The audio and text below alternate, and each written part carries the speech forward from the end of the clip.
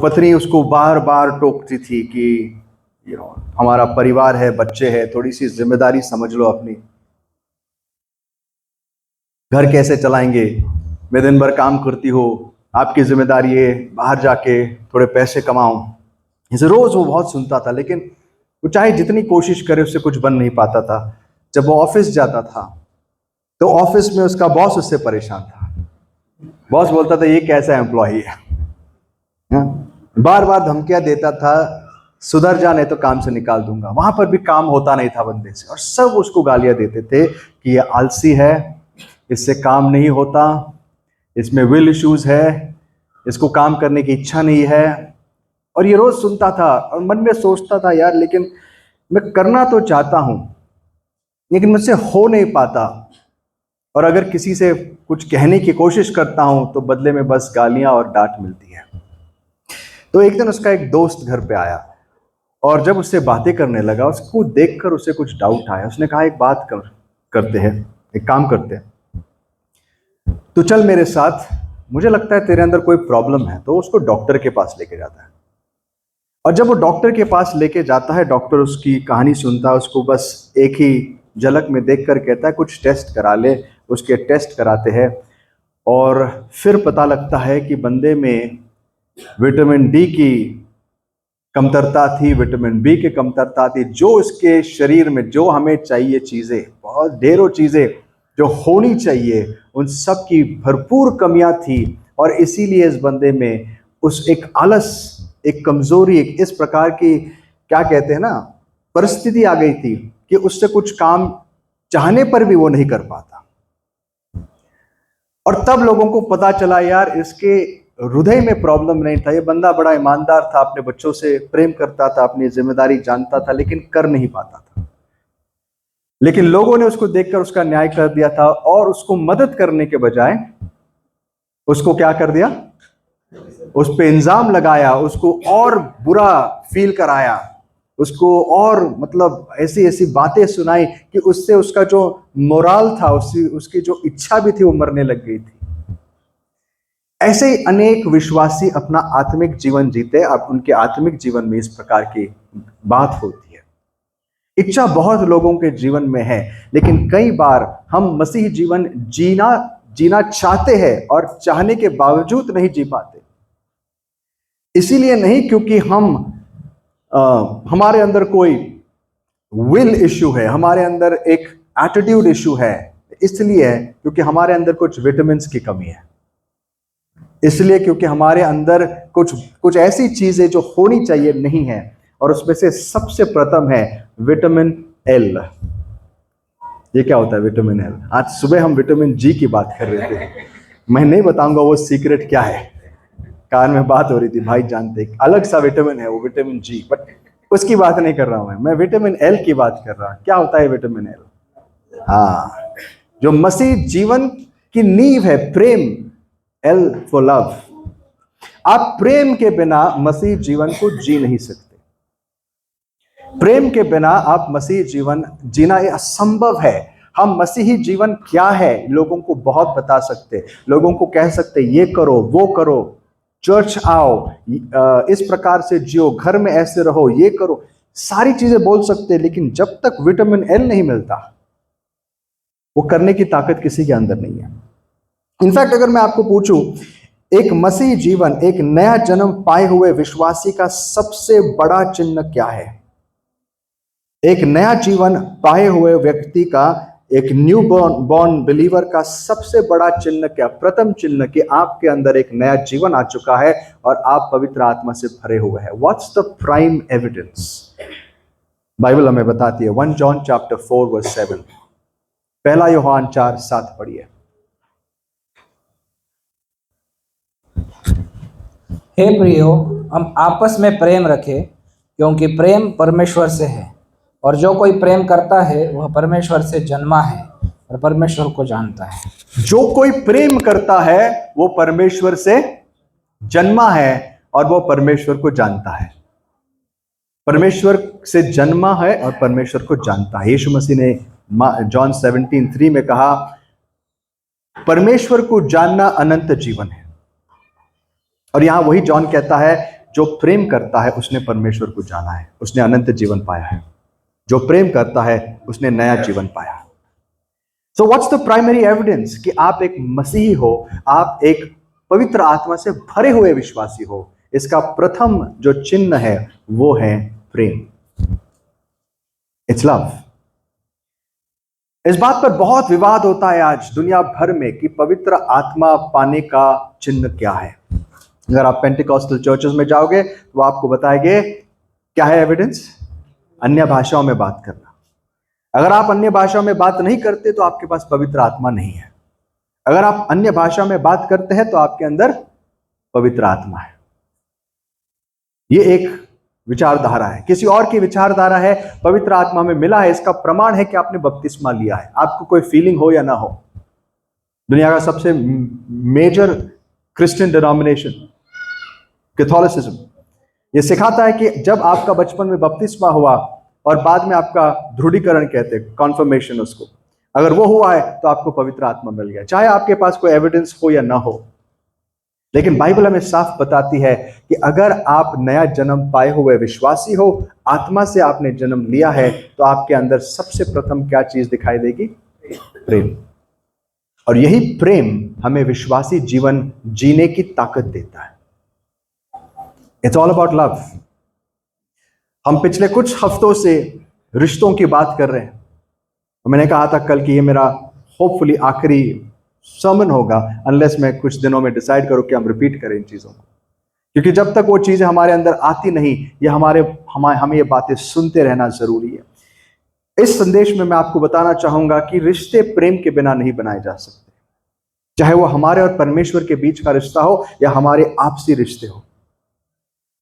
उसके बिना कोई रिश्ता नहीं बन सकता, और अगर बन भी गया तो ज्यादा दिन तक टिक नहीं सकता है।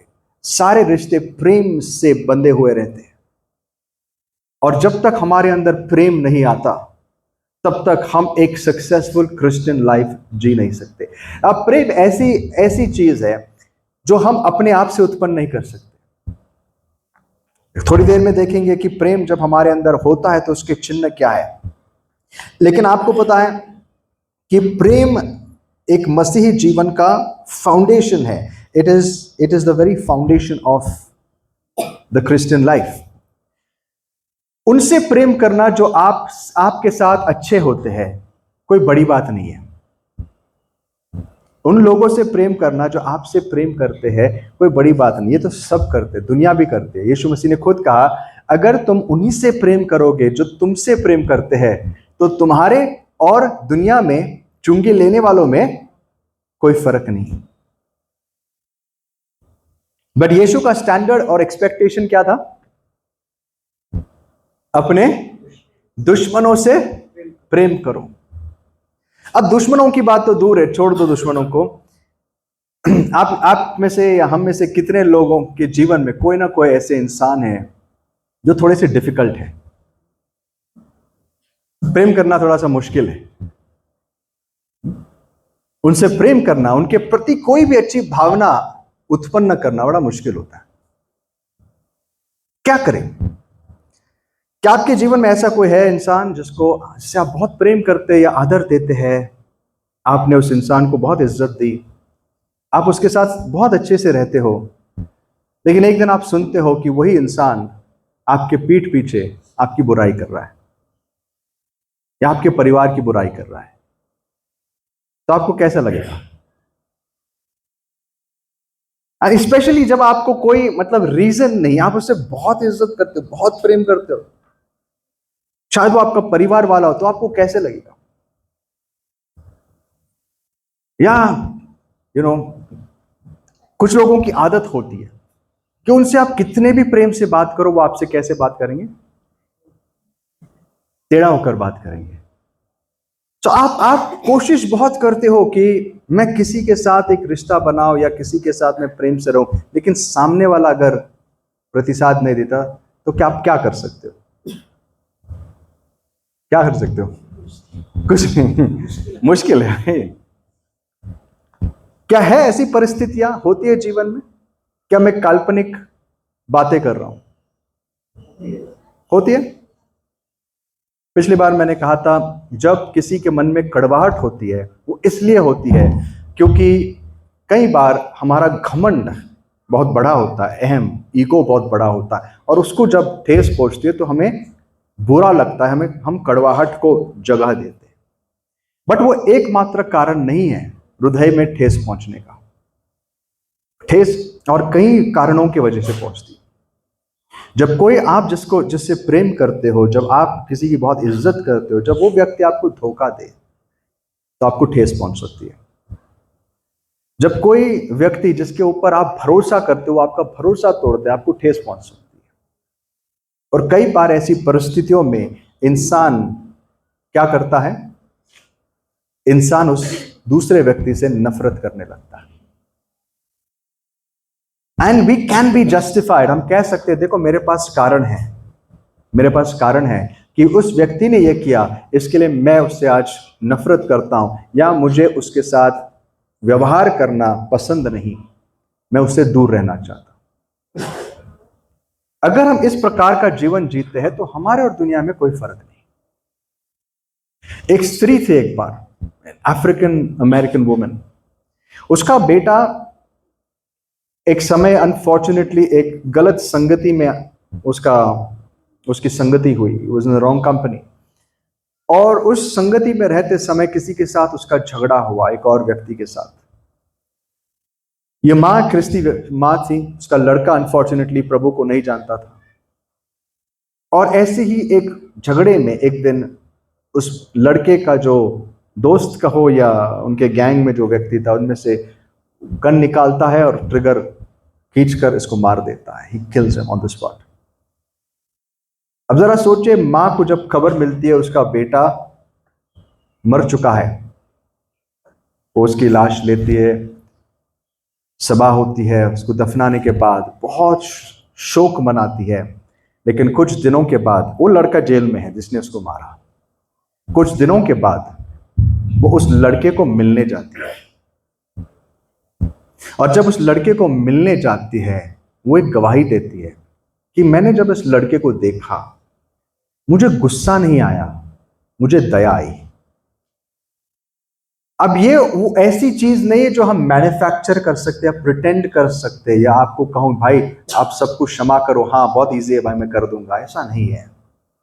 जरा सोचो, जिस व्यक्ति ने आपके बच्चे को जान से मार दिया, उस व्यक्ति को ये औरत मिलने जाती है और वो सामने वाले लड़के को देखकर उसके अंदर एक दया उत्पन्न होती है।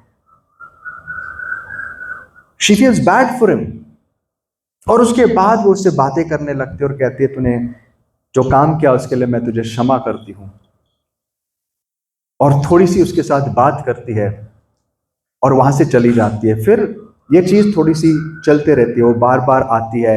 एक टाइम ऐसे आता है वो सामने वाला व्यक्ति बिल्कुल टूट जाता है कि ये स्त्री मुझसे इतना प्यार कैसे कर सकती है, कि मैंने इसके साथ जो किया इसके बावजूद ये मुझसे इतना प्रेम कैसे कर सकती है। ग्रेजुअली स्टेडली उसकी बातें सुन सुनकर उस लड़के का परिवर्तन होता है, और उसके बाद कई सालों के बाद जब वो जेल से निकलता है, वो स्त्री उसको अपने ही घर के पास रहने के लिए बुलाती है और अपने बेटे जैसे उसको रखती है। और कुछ समय के बाद ये दोनों मिलकर लोगों को सुसमाचार या गॉस्पेल सुनाने निकल पड़ते हैं। And they worked among the drug addicts और क्रिमिनल्स के बीच इन्होंने बहुत सालों तक काम किया। सुनने के लिए ऐसी कहानियां बड़ी अद्भुत लगती है। This seems incredible. ऐसी कहानी हो कैसी सकती है? दोस्तों, इसी को चमत्कार कहते हैं, इसी को प्रेम कहते हैं, जो हमारे अंदर से उत्पन्न नहीं होता, ये परमेश्वर की ओर से आता है। और ये वो प्रेम है जो हमें एक मसीह जीवन जीने के लिए सहायता करता है। एक इंसान को रूल्स और रेगुलेशंस देना, बस नियम देना, कोई बड़ी बात नहीं। हर धर्म में बहुत सारे अच्छे नियम होते हैं। आप अगर लोगों को सिर्फ नियम दोगे और कहोगे ये करो, तो आपके पास धर्म है। मसीह हमें धर्म नहीं देने आया, मसीह हमें परिवर्तित करने आया। वो हमारे हृदय को प्रेम से भरने आया। And it is love that drives. आपको पता है, इस प्रेम का अंश हम सब में है, किसी ना किसी के प्रति। एक माँ से पूछिए, जब आप एक माँ को पूछेंगे अब उनके बच्चों के विषय, जो बच्चा जन्म लेता है तो माँ को बहुत वेदनाएं होती है, और जन्म के बाद जब वो बालक छोटा होता है तो सबसे ज्यादा तकलीफ किसको होती है? किसको होती है? कितने महीने तक? कितने महीने तक? सालों तक। बच्चे के दो ही काम होते, रोना और पॉटी करना। लेकिन मां बड़े प्यार से, आनंद से नहीं कह सकते, बड़े प्यार से साफ करती है और खिलाती है, पिलाती है। उसको बदले में क्या मिलता है? और रोना और थोड़ा सा पॉटी, यही चालू रहता है। लेकिन फिर भी मां थकती नहीं, मां गिव अप नहीं करती। अरे कहां से आए मनुष्य, ऐसा कोई बोलता है क्या? कुछ रहेंगी माँ ऐसी, लेकिन कोई बोलता नहीं ना। उस बच्चे को माँ लेती है गोद में, प्यार करती है। अब पिता का काम अलग होता है, लेकिन ऐसी चीजों में ज्यादा इन्वॉल्व नहीं होते, है कि नहीं? बट फिर भी पिता भी अपनी ओर से उस बच्चे के लिए जो कमाने जाते हैं, अपना प्रयास करते हैं। लेकिन ये जो प्रेम होता है, ये this is a reflection of divine love. परमेश्वर की उस प्रेम का एक छोटा सा अंश है ये। गिरे हुए इंसानियत में भी आपको ये मिलता है, लेकिन ये सिर्फ थोड़े रिश्तों में मिलता है। मसीहत में फर्क क्या है कि ये प्रेम और एक्सपोनेंशियली और बड़े पैमाने में परमेश्वर हमारे हृदय में डालता है सबके प्रति। That's the difference. और मैं आपको जब ये सुनाता हूं, मैं ये नहीं कहता हूं कि मैं उस चोटी पर पहुंच गया हूं कि मेरे अंदर ये प्रेम समाया है। मैं उस रास्ते पर चलने की कोशिश कर रहा हूं कि एक दिन परमेश्वर मुझे इस प्रेम में बढ़ते लेकर जाए और बढ़ते लेकर जाए, कि एक दिन हम वैसे हो जाए जैसे कौन था? मसीह था। आपको पता है पॉल जब I think it's Philippians chapter 1 में जब फिलिप करास की कलीसिया को एक पत्र लिखता है, वो उस कलीसिया के लिए एक प्रार्थना करता। आइए पढ़ते, फिलिपियंस चैप्टर 1 वर्स 9 पढ़ेंगे। देखो उसकी प्रार्थना क्या है कलीसिया के लिए। और मैं यह प्रार्थना करता हूँ कि तुम्हारा प्रेम, ज्ञान और सब प्रकार के विवेक सहित और भी बढ़ता जाए। मेरी प्रार्थना क्या है कि तुम्हारा प्रेम, उसके बाद ज्ञान और उसके बाद सब प्रकार का विवेक क्या करता रहे? बढ़ता रहे।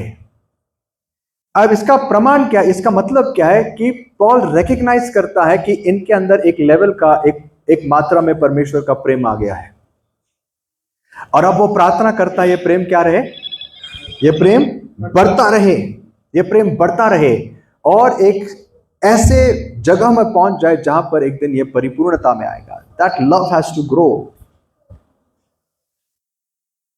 सो ये प्रेम हमारे अंदर बढ़ कैसे सकता है, ये है या नहीं, इसको जांचना एक विश्वासी का सबसे बड़ा और महत्वपूर्ण काम है।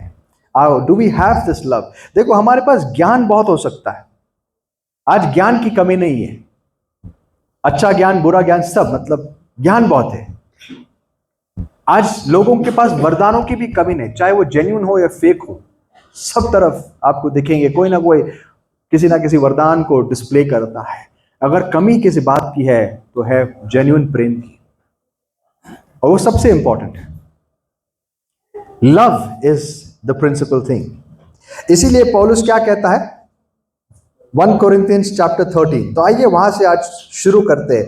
1 कोरिन्थियंस 13। और जैसे डॉक्टर ने उस इंसान की जांच की और देखा उसके अंदर क्या कमी है, ये वो चैप्टर है जो हमें दिखाता है कि हमारे अंदर विटामिन एल की क्या प्रमाण है, किस लेवल तक है।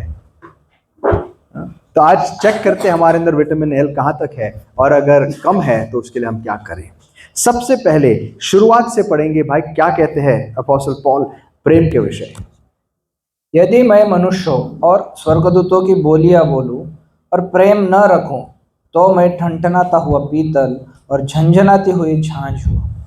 और यदि मैं भविष्यवाणी कर सकूं और सब भेदों और सब प्रकार के ज्ञान को समझूं, और मुझे यहाँ तक पूरा विश्वास हो कि मैं पहाड़ों को हटा दूं, परंतु प्रेम न रखूं तो मैं कुछ भी नहीं। और यदि मैं अपनी संपूर्ण संपत्ति कंगालों को खिला दूं या अपनी देह जलाने के लिए दे दूं और प्रेम न रखूं, तो मुझे कुछ भी लाभ नहीं। ओके, यहां रुकते हैं और उसके बाद आगे बढ़ते हैं। सबसे पहले पॉल इस बात को इस्टेब्लिश करता है कि प्रेम कितना जरूरी है।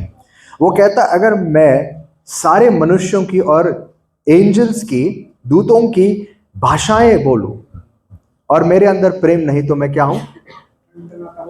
हाँ, झंझनाती झांझ।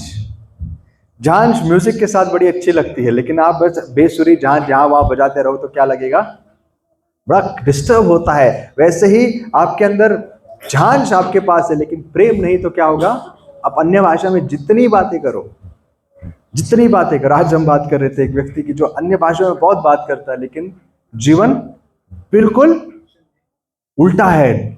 डिप्रेशन है, एंजाइटी है, सारी बातें भरी हुई है, क्रोध है, और इन चीजों के साथ अन्य भाषा भी। क्या फायदा है? कोई फायदा नहीं। पॉल कहता है अगर मेरे पास सब कुछ है लेकिन मेरे अंदर प्रेम नहीं तो मैं झंझनाती झांझ हूं। फिर उसके आगे वो जाता है अगर मेरे पास भविष्यवाणी का वरदान है, मैं सारे सीक्रेट जान सकता हूं, मैं सारे रहस्य जान सकता हूं, और मेरे पास प्रेम नहीं तो कोई लाभ नहीं।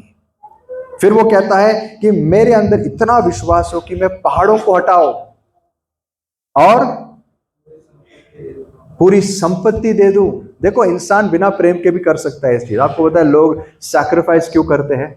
बड़े बड़े सैक्रिफाइसेस करते हैं। अपने शरीर जलाना मतलब किसी चीज के लिए कंप्लीटली अपने आप को ब्रेक डाउन कर देना। जैसे कि लोग काम पे जाते हैं, कुछ लोग वर्कहॉलिक्स होते हैं, अपने शरीर, अपने हेल्थ का ध्यान नहीं देते। उनके लिए काम इतना इंपॉर्टेंट होता है, वो क्या करते हैं? दिन रात काम करते हैं और फिर हॉस्पिटल में रहते हैं। फिर हॉस्पिटल से बाहर आने के बाद फिर से दिन रात काम करेंगे, फिर से हॉस्पिटल, क्योंकि उनके लिए वो लाइफ उनकी वो है।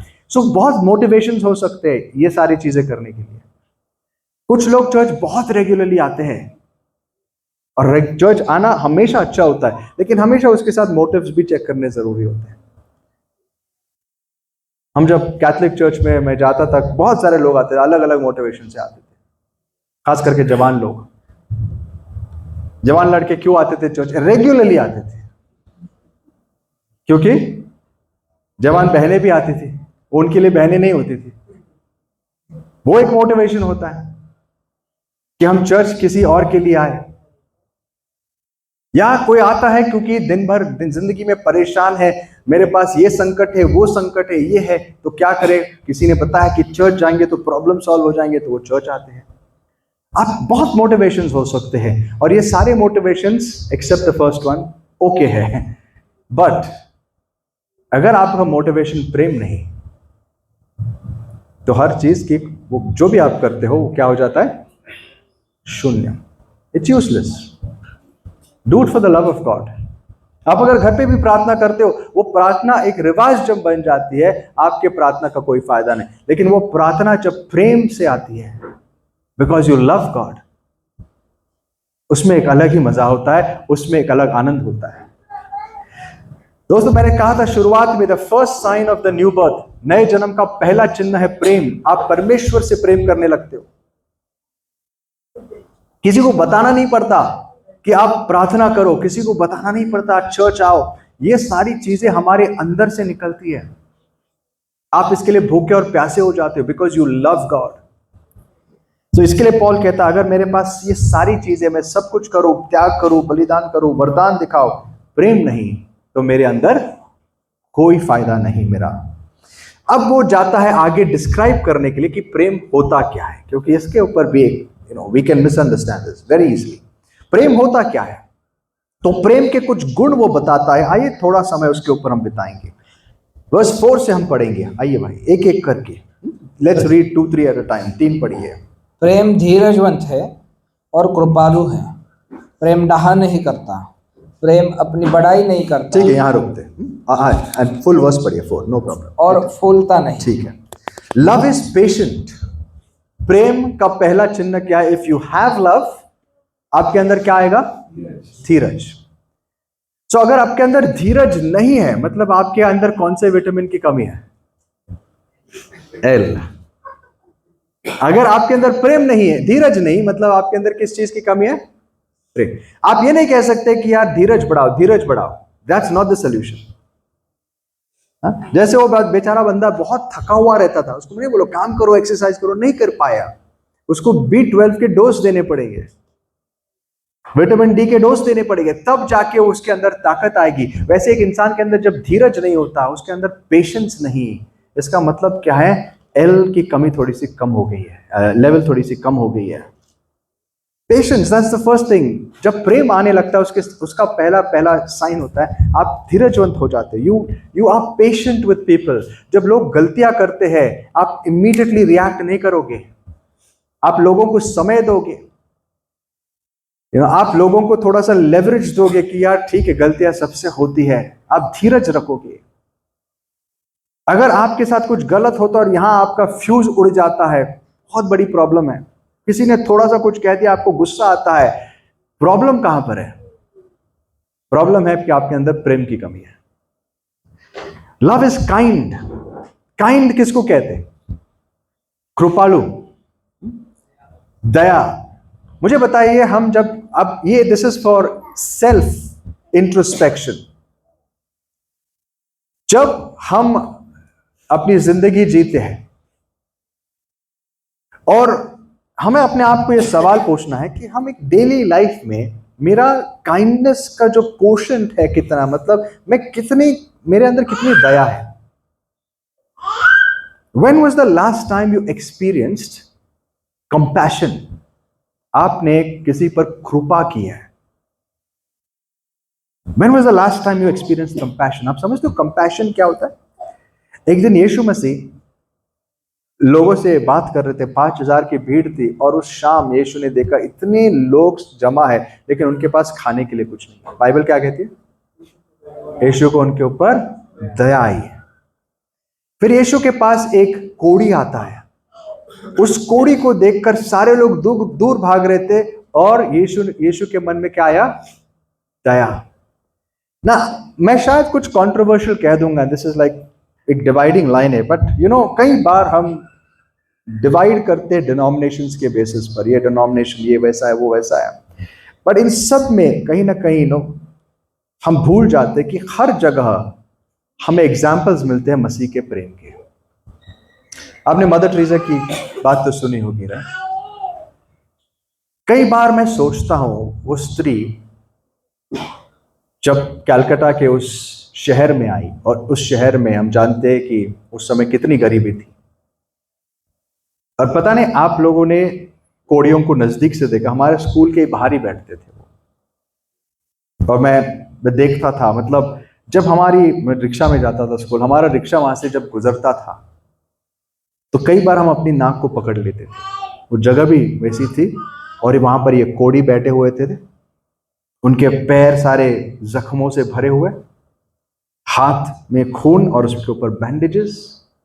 लोग अगर उनको खाना दे तो दूर से फेंक के जाते थे, और उसके बाद वो निकल जाते थे। हमें बड़ा खराब लगता था उनको देखने के लिए भी। और मैं सोचता हूं कि ये स्त्री जो विदेश से आई थी, कहां से आई थी? I don't remember, Poland she came from. इसको बिठाइए जरा, just make him sit down. Poland से आई थी।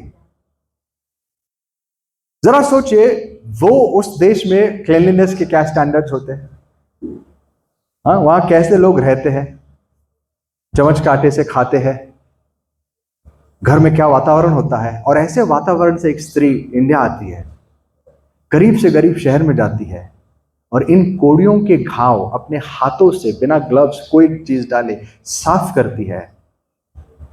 इनमें से जो मरते थे उनको अपने गोद में बिठाकर उनसे प्यार भरी बातें करते, उनको कोई देखता भी नहीं था, उनसे वो बातें करती है। I am convinced this is not natural, कि ये चीज नेचुरल नहीं है। आई थिंक न्याय के दिन बहुत बड़े शॉक्स मिलेंगे हमको भी। बहुत सारे चर्चेसों में से लोग खड़े रहेंगे, प्रभु हमारे पास सब डॉक्ट्रिन सही था, I was in a good church, मुझे सब चीजें सिखाई गई थी, मेरा चर्च हिस्ट्री पे व्यू सही था, मेरा बैप्टिज्म पे व्यू सही था, सब सही था। और दूसरी तरफ प्रभु ये तो कैथोलिक चर्च से था। But we may be shocked कि प्रभु उसको कहेगा, आओ मेरे अच्छे दास, मेरे राज्य में प्रवेश कर। और हमसे या इस व्यक्ति से क्या कहे? उम्मीद करता हूं हम में से वहां कोई ऐसा ना हो कि दूर हो जा मेरी नजरों से, मैं तुझे जानता भी नहीं। When was the last time हमें किसी पर इस प्रकार की दया हुई है? चाहे वो इंसान पापी हो, चाहे वो बीमार हो, चाहे कोई भी हो। कई बार हम जब प्रार्थना भी करते ना, मैकेनिकली करते हैं। आप समझते हो मैकेनिकली कैसे? मशीन जैसे। मशीन में कोई फीलिंग्स नहीं होते, उसमें एक प्रोसेस होता है। बटन शुरू कर दिया, प्रोसेस शुरू हो गया, चेन घूमती है, पुर्जे घूमते हैं, सारी चीजें घूमती है, प्रोडक्ट निकलता है, काम खत्म। There are no feelings. ऐसे हमारी प्रार्थना होती है कई बार मैकेनिकल, कई बार तो फ्रेजेस भी वही रिपीट होते हैं और हम भूल जाते हैं कि प्रार्थना एक कर्तव्य नहीं, एक प्रेम का जरिया होना चाहिए। सो आई थिंक ये जो कंपैशन है, ये नेचुरल चीज नहीं है। This has to be super natural. हमारे अंदर प्रभु और करुणा डाले लोगों के लिए, और कंपैशन डाले। बुरा लगे हमें, हम लोगों को दोष देने वाले ना बन जाए कि ये ऐसा है, वो वैसा है। हमारे मुंह से यही बातें निकलनी नहीं चाहिए, या ये बातें निकलनी ही नहीं चाहिए। हमारे अंदर निकलना चाहिए, प्रभु इस व्यक्ति पर दया कर, इस पर दया कर। मुझे बुरा लगता है इस व्यक्ति को देखते हुए कि ये मसीह से, आपसे कितना दूर जा रहा है, प्रभु उसके ऊपर दया कर। ये अलग सोच होती है वर्सेस अरे वो तो काम का ही नहीं, वो तो ऐसा ही है, उसका कुछ नहीं होगा। क्योंकि कितनी बार बोला चो चाओ आता ही नहीं है। You see, there are two different opinions, same इंसान, दो अलग reaction. So love is kind, it does not envy. Envy का मतलब डाह मतलब जलन। जब किसी के अंदर प्रेम होता है ना, वो बहुत सारी चीजों से मुक्त होता है। आपको पता है एक बहुत खतरनाक पॉइजन होता है एनवी या डाह, जलन, बहुत बड़ा पॉइजन होता है ये। पिछली बार हमने सुना था envy is rottenness to the bones. जलन क्या करता है? आपकी हड्डियों को सड़ा देता है। और एनवी बहुत बड़ा प्रॉब्लम है, दूसरों से जलना, कि वो इंसान तरक्की कर रहा है, वो मुझसे बेहतर है तो मैं उससे जलता हूं। ये शैतानी चीज है, जिससे मुक्ति पाने के लिए प्रभु हमें क्या दवाई देता है? प्रेम। अगर आपके अंदर प्रेम है तो जलन अपने आप निकल जाती है। आप किसी से जलोगे नहीं, आपको खुशी होगी कि कोई इंसान उन्नति करता है। अगर वो गलत रास्ते पर जा रहा है, आपको बुरा लगेगा। वो आपको, अगर वो आपके कंपटीशन में कुछ कर रहा है, जैसे लोग सोचते मेरे कंपटीशन में, आपको कंपटीशन का एहसास ही नहीं होगा। आपको लगेगा यार ये और उन्नति करे। जब ऐसी चीजें हमारे अंदर आने लगते हैं, आप जान सकते हो कि आपको नया जीवन मिल चुका है। You have a new life. प्रेम डाह नहीं करता, वो बढ़ाई नहीं करता। बढ़ाई करना it's a clear give away, बाकी चीजें मन में रहती है। बढ़ाई क्या करता है? बढ़ाई प्रकट करता है कि अंदर क्या है। मुझे एक बात बताना, घमंड और बढ़ाई में क्या फर्क है? What's the difference between pride and boasting? घमंड, कंसीट और बोस्टिंग में क्या फर्क है? या बोस्ट, प्राइड इज इंटरनल, घमंड हृदय में होता है। शैतान ने कहां सोचा कि वो बहुत बड़ा था? हृदय में उसकी बात आई कि मैं भी कुछ कम नहीं, और उसको बाहर फेंक दिया गया। घमंड हृदय में होता है, बढ़ाई मुंह से निकलती है। प्राइड रूट होता है, बढ़ाई फ्रूट होता है। सो जब फ्रूट सामने आता है तो आपको पता लगता है कि अंदर रूट क्या है। कई बार फ्रूट पका हुआ नहीं रहता है, लेकिन इसका मतलब नहीं रूट नहीं है, ऐसा नहीं है। रूट रहता है अंदर, घमंड भरा हुआ रहता है। लेकिन कुछ लोगों के अंदर इतना भरा हुआ रहता है कि वो रोक नहीं पाते, निकल जाता, हर बात में बढ़ाई, हर बात में बढ़ाई। और उसकी भी दवा क्या है? उसकी भी दवा हेल। परमेश्वर के पास एक ही दवा है हर चीज की। आप, हमारे अंदर जितनी भी बुराइयां है, उसका एक ही इलाज है, और उसका इलाज है प्रेम। एक कन्वर्शन का, एक परिवर्तित जीवन का इलाज है प्रेम। अगर प्रेम है तो हमारे अंदर हर प्रकार की बदलाहट हमें दिखाई देगी। आगे पढ़िए भाई, नेक्स्ट वर्स क्या कहता है? 5 वचन। वह अनरीति से नहीं चलता, वह अपनी भलाई नहीं चाहता, हाँ, झुंझलाता नहीं और बुरा नहीं मानता। वो, हाँ, वर्स 5 फर्स्ट सेंटेंस क्या है? अनरीति से नहीं चलता। इंग्लिश में लिखा है डज नॉट डिसऑनर अदर्स। कुछ और लिखा है मराठी? हाँ, rude. It is not rude. गैर शिस्त थोड़ा अलग भी इसका होता है connotation, but rude is actually the right word. Rude या दूसरों को नीचा नहीं दिखाता। कुछ लोगों की भाषा होती इतनी कड़वी होती, इतनी कड़वी होती है कि उनसे बात करने के लिए 10 बार सोचना पड़ता है कि और पता नहीं कितना हम कितने और डिस्टर्ब हो जाएंगे। अगर आपकी भाषा में किसी भी प्रकार की रूडनेस से आपके अंदर से निकल ही जाता है। आपको पता है कुछ लोगों में एक इनबिल्ट एबिलिटी है कि कुछ कहे बिना बहुत कुछ कह देते हैं, टोमने मारने से। Please read that. कधी इतरांचा अपमान करीत नाही। हाँ, अशोभनीय है जी, अशोभनीय, राइट। इन सारी चीजों का हाँ, शोभा ना देने वाला। तो ऐसी कुछ बातें जो हम जब कह देते हैं, दूसरों का इंसल्ट कर देते हैं, उनको नीचा दिखाते हैं, उनका अपमान करते हैं। और अगर हमारे अंदर से बार बार होते रहता है, हमें वही सोचना है, यार हमारे अंदर बहुत डेफिशिएंसी है फिर इस विटामिन एल की, बहुत डेफिशिएंसी, बहुत कमतरता है। देखो, पहले डायग्नोसिस होना जरूरी है, तब इलाज कर सकते हैं। अगर डायग्नोसिस नहीं हुआ, अगर बीमारी का कारण नहीं पता चला, तो आपके अंदर कोई इलाज नहीं कर सकता आपका। सो अगर हम ये बातें हमारे अंदर है, इसको हमें चेक करना है कि अगर ये बातें है, that means I am desperately, dangerously deficient in love. मैं प्रेम में बहुत बहुत कम हूं, और शायद अगर इनमें से बहुत बातें मेरे अंदर है, शायद मेरे अंदर प्रेम है ही नहीं। और अगर मेरे अंदर प्रेम नहीं, तो मेरे अंदर जीवन नहीं। चाहे मैं कितनी अन्य भाषाओं में बात करूं, कितने अच्छे संदेश प्रचार करूं, कितनी ज्ञान की बातें जानूं, कितने रहस्य आपको बताऊं, अगर मेरे अंदर ये बातें नहीं, तो मेरे अंदर जीवन नहीं। Simple. The Christian life is a life of love. वो दूसरों का अपमान नहीं करता। कई बार हमें सोचना है, हम करते हैं अपमान। कई लोगों को हमें एक ईगरनेस आती है कि मैं इसको उल्टा जवाब दूं। कोई हमें कुछ कहता है, आपको पता है कोई लोगों का एक बहुत एम्बिशन होता है कि मैं कभी कोई आर्ग्यूमेंट हारना नहीं चाहता। मुझे कुछ किसी ने कुछ कहा तो मैं क्या करूंगा, उसका उत्तर देके रहूंगा। और कुछ लोगों को बड़ा बुरा लगता है कि उनकी पक्ष कम पड़ गए ना, तो वो और जोर से आर्ग्यू करते, नहीं, अपना पक्ष रखते, और ऐसे ही झगड़े बढ़ते हैं। वो किसी का अपमान नहीं करता। It is not self seeking. वो खुद का, नेक्स्ट वर्स क्या, अपनी भलाई नहीं चाहता। सेल्फ सीकिंग, ये बहुत बड़ा एक चिन्ह है प्रेम का, बहुत बड़ा भाग है। प्रेम हमेशा अपने बारे में नहीं सोचता, दूसरे के बारे में सोचता। जरा सोचना, हर रिश्ते में अगर ये बात आए, किसके अंदर प्रेम होगा, किसी के अंदर प्रेम होगा, तो ये बात जब उनके अंदर दिखाई देती है, आप सोचना रिश्ते कैसे होंगे। हर रिश्ते में प्रॉब्लम्स आते हैं, विश्वासियों के बीच नहीं होनी चाहिए। अगर पति सोचे कि मैं मेरे पत्नी के बारे में सोचूं कि उसकी मैं भलाई कैसे चाहूं, मैं उसकी भलाई के बारे में, how can I make her a better person, मैं उसके लिए क्या कर सकता हूं, अगर मैं ये सोचूं,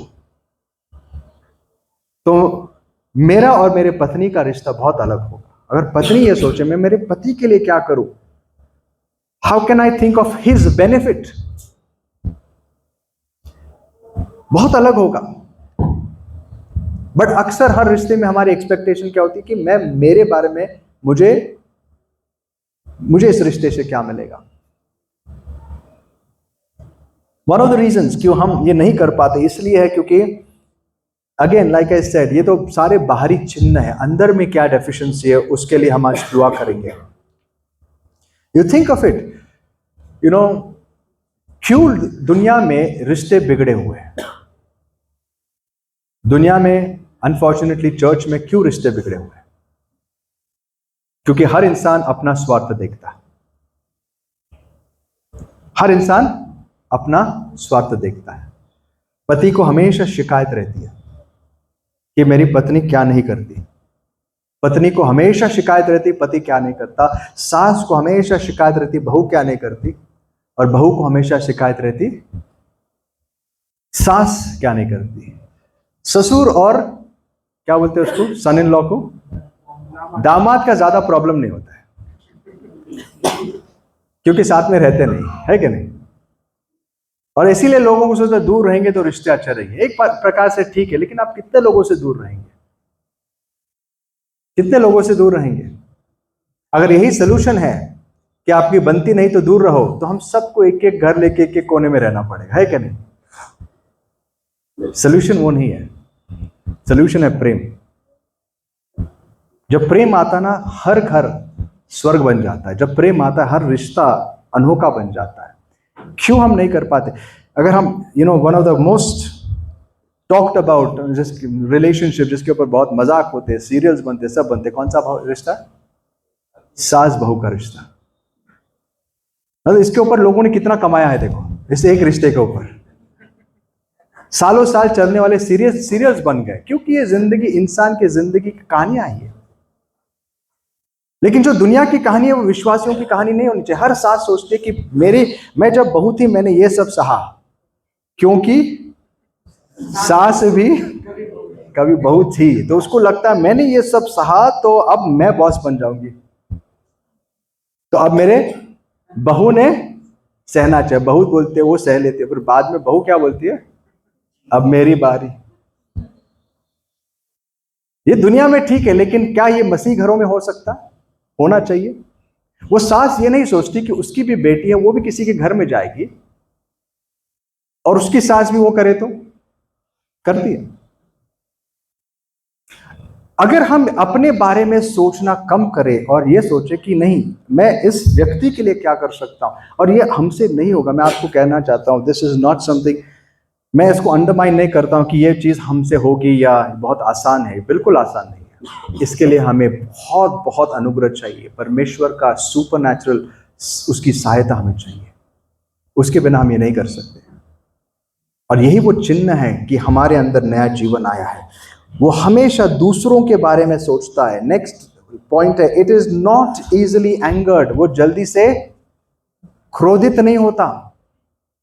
वो जल्दी से क्रोधित नहीं होता। It always it is not easily angered, it keeps no record of wrongs. वो क्या नहीं करता? बुरा नहीं मानता। इंग्लिश में बहुत अच्छा लिखा है, वो बुरी बातों का हिसाब नहीं रखता। जिसने उसके खिलाफ कुछ किया है उसका स्मरण नहीं रखता। आपको पता है, एक ये बहुत इंपॉर्टेंट चीज है। अगर आपको किसी से प्रेम करना है तो एक बहुत जरूरी चीज होती है कि उस इंसान ने आपके खिलाफ क्या किया है उसको भूल जाने की क्षमता, जो नॉर्मली नहीं होता है। इफ यू कैन फॉरगेट, अगर आप उस इंसान की गलतियां भूल जाओगे तो आप उसको क्षमा कर सकते हो। आप उसकी गलतियां नहीं भूल सकते तो आप उसको कैसे क्षमा करोगे? मुझे बताइए। It is not possible. आपको पता है, एक हेल्दी माइंड, एक अच्छे स्वस्थ मन का चिन्ह क्या होता है? एक स्वस्थ मन अच्छी बातें बहुत देर तक याद रखता है और बुरी बातें भूल जाता है। बुरी बातें भूल जाता है। इसका मतलब अगर हमारे साथ ये होता है, मतलब हमारा मन हेल्दी है। You have a healthy mind. जो बुराइयां लोगों ने किया भूल गए, जो अच्छी बातें की वो याद रखे। आप खुद खुश रहोगे, आपके साथ रहने वाले लोग खुश रहेंगे। लेकिन अगर उल्टा है कि आपको बुरी चीजें सालों साल याद रहती है और अच्छी चीजें आप भूलते हो, तो आपका मन बहुत ही बीमार है। और किसकी कमी है? प्रेम की कमी है। Let's move on.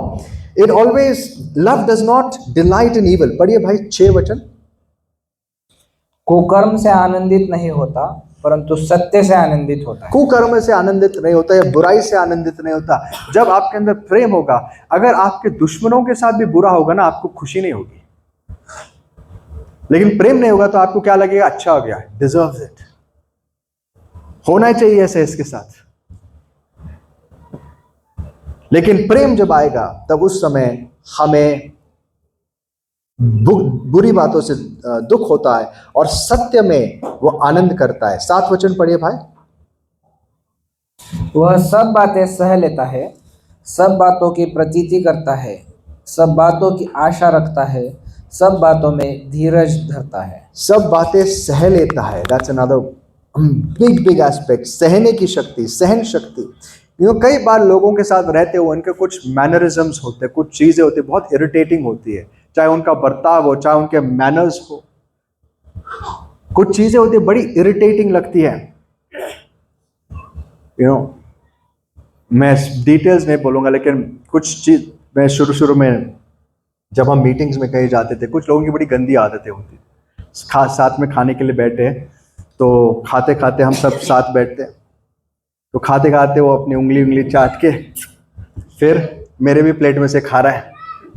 मुझे स्टार्टिंग में बड़ा ऑकवर्ड लगता था, यार ये कहाँ बैठ गया, मैं किसके साथ बैठ गया। इट्स लाइक है ना, थोड़ा सा इरिटेटिंग लगेगा कि नहीं लगेगा?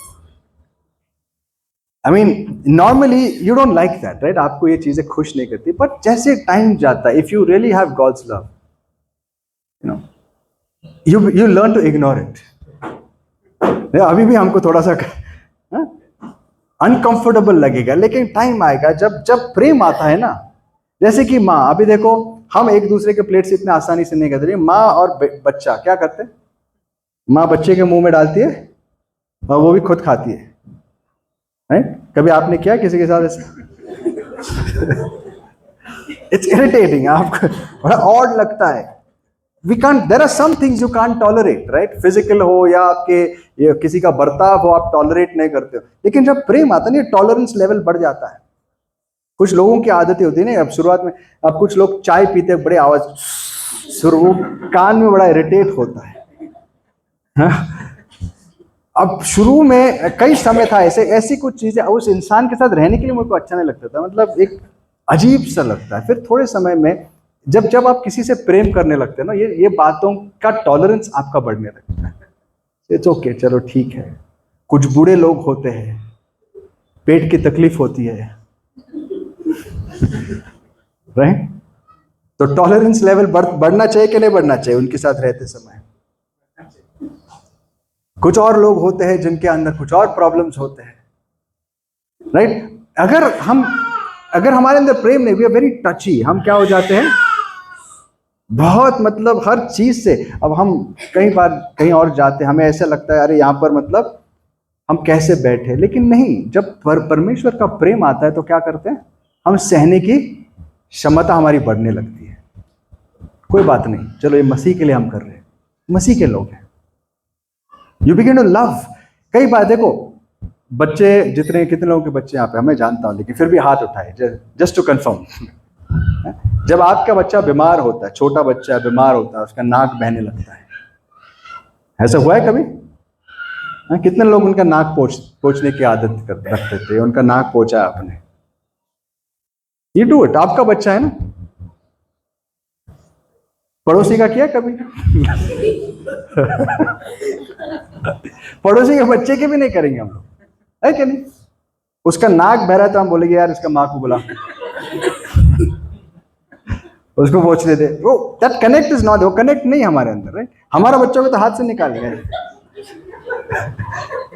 चलो कुल्फी हो, बने, जो चाहिए आप निकाल दो, कोई नहीं, क्योंकि अपना बच्चा है यार।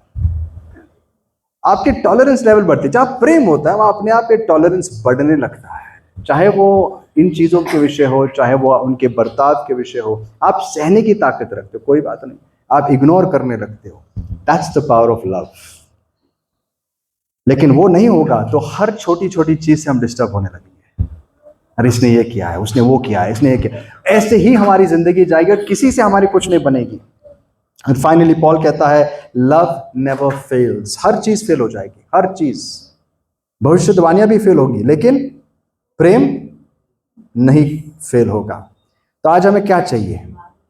Do we want to be gifted people और लविंग पीपल? हमें क्या होना चाहिए, क्या चाहिए? प्रेम से भरे हुए विश्वासी। और यही वो चिन्ह है जो हमें विश्वासी बनाता है। अब सबसे बड़ा सवाल जिसको एड्रेस करके मैं खत्म करूंगा, ये प्रेम मिलता कैसे? हम क्या कर सकते हैं इसके लिए? जैसे मैंने कहा, इट इज सुपरनैचुरल, ये हमारी ओर से नहीं आता, लेकिन हम इसके लिए कुछ चीजें जरूर कर सकते हैं। सबसे पहले प्रार्थना करो। जिस चीज की हमारे पास कमी है और जो चीज हम खुद नहीं उत्पन्न कर सकते, उसके लिए हम क्या सकते हैं? प्रार्थना कर सकते हैं। वी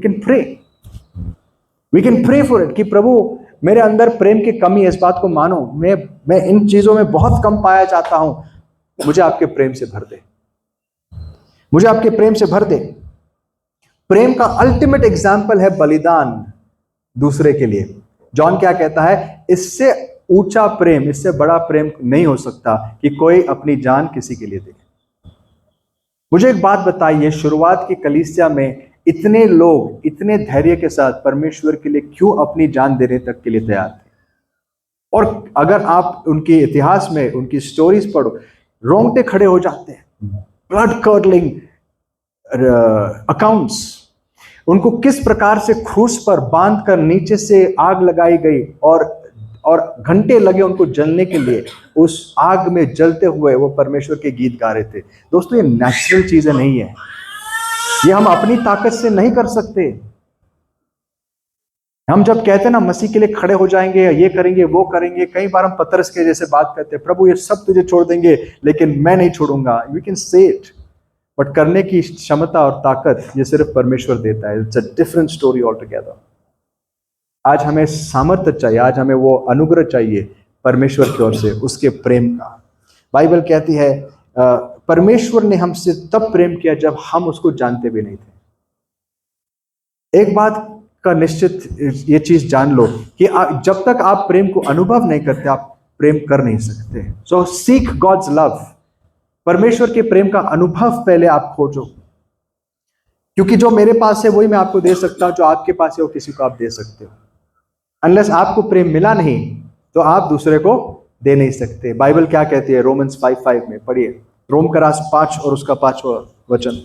और आशा से लज्जा नहीं होती, क्योंकि पवित्र आत्मा जो हमें दिया गया है उसके द्वारा परमेश्वर का प्रेम हमारे मन में डाला गया है। जो पवित्र आत्मा हमें दिया गया है उसके द्वारा परमेश्वर का प्रेम हमारे अंदर डाला गया है। It is divine. दोस्तों, जिस दिन आपको लगता है ना कि आपके अंदर परमेश्वर के लिए भावनाएं उत्पन्न हो रही है, लोगों के लिए वो भावनाएं उत्पन्न हो रहा है, इट्स अ फोर्स। पॉल कहता है मुझे परमेश्वर के प्रेम से कौन अलग कर सकता है। वो कहता है परमेश्वर का प्रेम मुझे कंपेल करता है, मुझे फोर्स, कंपेल को क्या कहेंगे, मुझे कायल करता है, मुझे हाँ, ये बात मुझसे करवाता है, मुझसे रहा नहीं जाता। मैं गॉस्पेल इसलिए प्रचार नहीं करता क्योंकि मुझे एक्स्ट्रा पॉइंट्स चाहिए या मुझे कुछ आशीषें चाहिए, मुझसे रहा नहीं जाता। दोस्तों, love is a force. Love एक ताकत है जो आपसे चीजें करवाती है, जो आपसे होता नहीं वो करवाती है। और इसीलिए कई बार जब हम देखते हैं लोग मसीह से दूर होते हैं, उनको प्रार्थना की इच्छा नहीं, फेलोशिप की इच्छा नहीं, या उनके जीवनों में प्रॉब्लम्स है, उनको दोष मत लगाना, उनसे दुखी मत होना, उनके लिए प्रार्थना करना जो पॉल ने की। क्या प्रार्थना करना? प्रभु उसके अंदर प्रेम उंडेल दे, मेरे अंदर उंडेल दे। लोगों को दोष देने से लोग सुधर चेंज नहीं होंगे, लोगों को प्रेम करने से उनका परिवर्तन होगा। मैं अक्सर कहता हूं जब हम कहीं पर गॉस्पेल प्रीचिंग के लिए भी जाते हैं, उन लोगों को हमारे ज्ञान से और हमारे कामों से भी कोई फर्क नहीं पड़ता। अगर फर्क पड़ता है तो एक बात से, किस बात से? प्रेम से। वो प्रेम जब हमारे अंदर से झलकता है तब लोगों के हृदय छिद जाएंगे। आइए हम प्रार्थना करेंगे, प्रयास करेंगे, प्रभु मुझे आज आपके प्रेम से और भी भर दे। एक कलीसिया थी जो प्रेम से भरी हुई थी, लेकिन बहुत समय के बाद उनका प्रेम क्या हो गया? ठंडा हो गया। प्रभु क्या कहता है उनसे? याद कर तो कहां से गिरा, क्योंकि एक चीज है जो मैं तेरे खिलाफ रखता हूं, और वो चीज क्या है? तूने तेरा पहला सा प्रेम छोड़ दिया है। याद कर तू कहां से गिरा, और अगर तू पश्चाताप करे तो मैं क्या करूंगा? फिर से तुझे स्थापित करूंगा। पश्चाताप कर और याद कर। लेकिन अगर तू पश्चाताप नहीं करेगा तो मैं क्या करूंगा? तेरे दीवट को ही निकाल दूंगा।